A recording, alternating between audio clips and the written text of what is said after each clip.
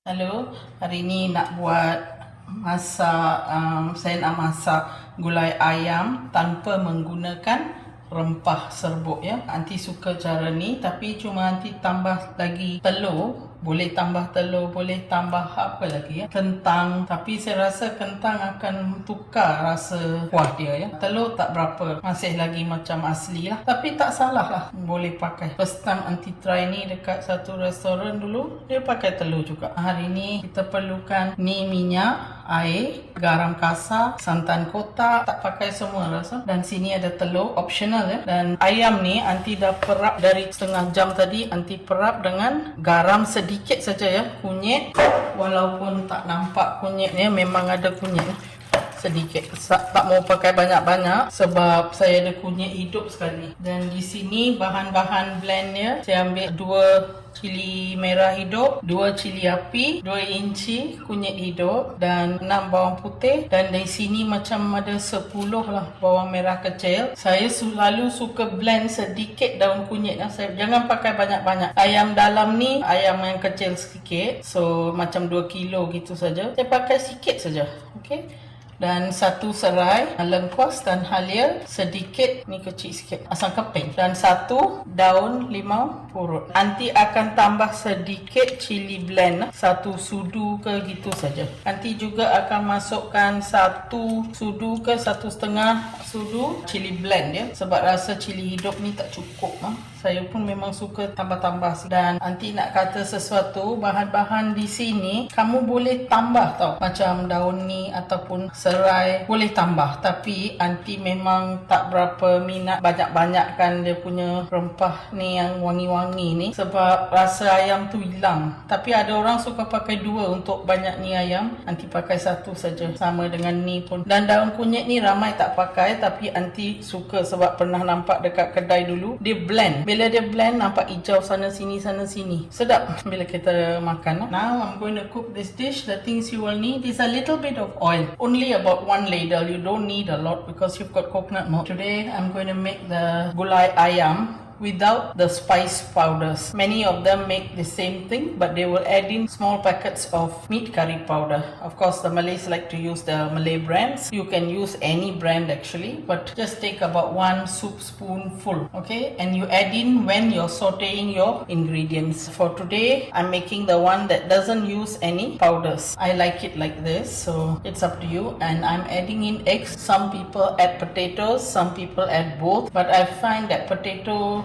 takes away the original flavor of this gulai, so I'm not using potatoes. You can use it if you like it. Okay, so you need oil, just about a small ladle like the one I'm going to use now, water, coarse salt, and this is about a 2 kg chicken, slightly less than 2 kg, and it has been marinated with a little bit of turmeric. Don't put too much of turmeric because you will be using fresh turmeric as well, and about almost 2 inches, so don't go so much on that. And I've put in half a lime juice, and you must marinate it for at least half an hour, because this dish is really nice when cooked slow and marinated well like this, because this will tenderize the chicken. It's not so nice to eat this dish while it is still very tough, really not nice. So go easy. You can put more than that lime juice if you like. I will be adding in 1 or 2 very watery blended chili here, because I find that this chili that I have here, the amount I have is not enough. I've only got 2 red chilies and 2 chili api, which is bird's eye chili that's red, and that won't be enough I feel, so I'll add in a little bit later. This is about a 2-inch fresh turmeric and 6 garlic, about 10 small shallots, and this I always add in because I saw it in a restaurant long time ago when I was pregnant with my eldest girl. They had this about this much, but they blended it. Some Malays use it, but they don't blend it, they just knock it and put in. Okay, like I said just now in Malay, this dish is your own preference. You first time, if you're making it, follow my method. You want to do it a second time, you can adjust accordingly to what you like. Some people make it very red, and some people put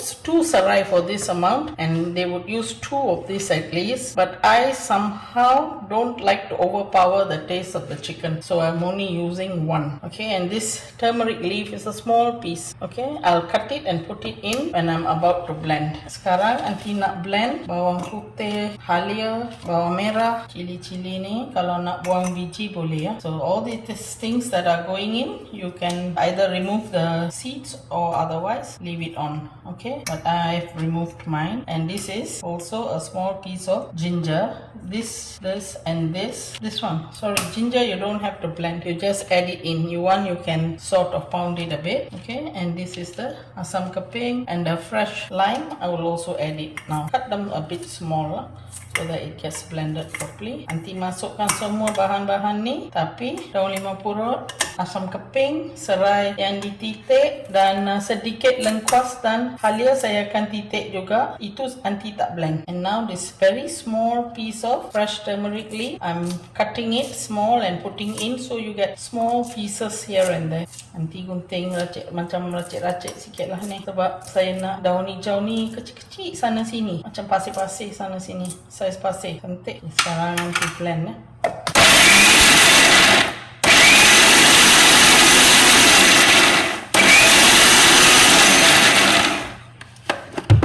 Kalau ada blender macam ni tanpa air, okay. Kalau nak pakai air sikit pun tak salah, boleh juga. Got this mini blender that can be, you can grind anything without liquid. But if you don't have something like that, you can also use a little bit of water in your normal blender. There's no harm.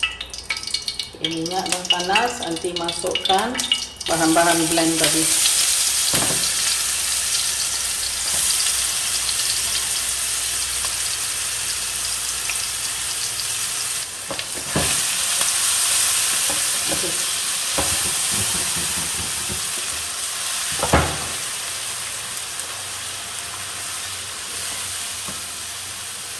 Masa ni masukkan, Aunty masukkan yang cair ni 2 sudah, dan masukkan serai, lengkuas dan halia yang dititik. At this stage I put in 2 tablespoons of ground, not thickly blended but a bit watery, ground red chili, a small piece of galangal that's been bruised, a small piece of ginger that's been bruised, as well as 1 lemongrass.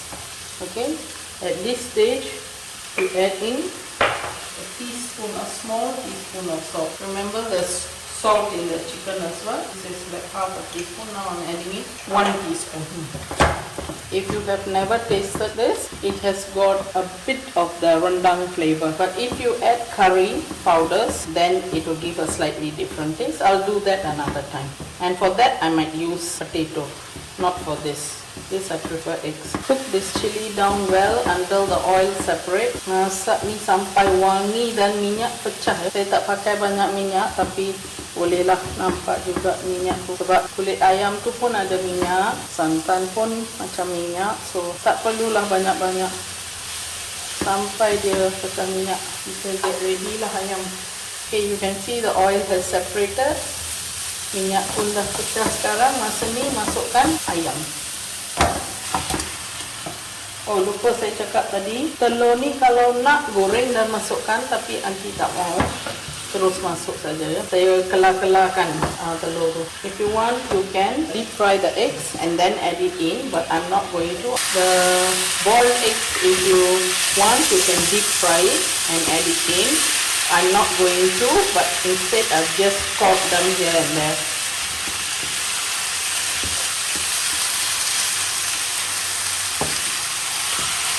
Ini bab penting ya, masak ni sampai semua rempah-rempah ni masuk ke dalam ayam tu ya.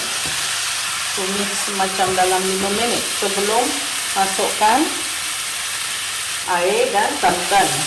Cook this down well before adding the water and coconut milk. It's important that you do this because only then you'll find that the chicken is very, very tasty. And always cook this in medium to high heat. Never high heat straight away. Jangan pakai api besar bila tumis-tumis ni ya. Nanti rempah-rempah tu tak masuk ke dalam daging dengan senang ya. Gunting daun ni dan masukkan urat tengah tu tak perlulah. Orang kata pahit. Snip off the leaves on both sides of the leaf. Do not use the stem part. because they say that it is a bit bitter, the middle stem. After 5 minutes of stir frying in medium to high heat, I'm adding in a bit of liquid. Lepas masak selama 5 minit dalam rempah-rempah tu, kita masukkan air dan santan sedikit dulu ya. Last masukkan lagi. 1 sudu sudah. Ini bukan macam masak lemak, tak perlu pekat-pekat ke apa. Lagi cair lagi sedap kadang-kadang. And I'm also putting in the tamarind, the asam keping. Saya juga masukkan asam keping sekarang. Kamu tengoklah kuah dia macam mana. Kalau nak lebih sikit boleh saja tambah ya. Ini last. Telur pun kemudian ya saya masukkan biar dia masak slow baru sedap. Okey, saya dah turunkan api sikit lagi dan tunggu sampai dia menggelegak. Lepas tu saya tutup dan masak pelan-pelan ya. Cooking this closed now in quite low flame for at least another 10 minutes. Then I would add the eggs in and more coconut milk, and we'll see how it goes. I might just add in a little bit of either light brown sugar or the gula melaka. Nanti masak ni selama 10 minit api kecil. Nanti tengoklah saya masukkan telur rebus ni, dan mungkin nanti masukkan sedikit gula perang ataupun gula melaka. Sedikit gula kabung ke gula melaka sedikit. Okay, now I'm putting in a small piece of gula melaka. Aunty masukkan 1 kepingan kecil gula melaka ya. Dan juga 1 sudu Maggi cukup rasa, 1 sudu kecil ya. Dan juga Aunty masukkan telur sekarang. Santan dengan garam. Kemudian ya, kita tengok macam mana rasa dia.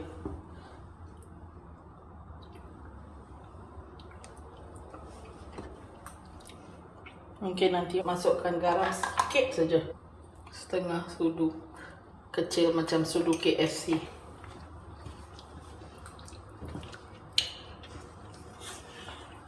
I have put in about 1 teaspoon of the Maggi cukup rasa and 1 very small teaspoon of salt. Masih lagi api kecil saja ya. Jangan pakai api besar. Last kali tambah lagi santan pekat. Lastly, I would add in a bit of thick coconut milk and we are done. Okay, it's done. Now I will add in 1 more ladle of coconut milk.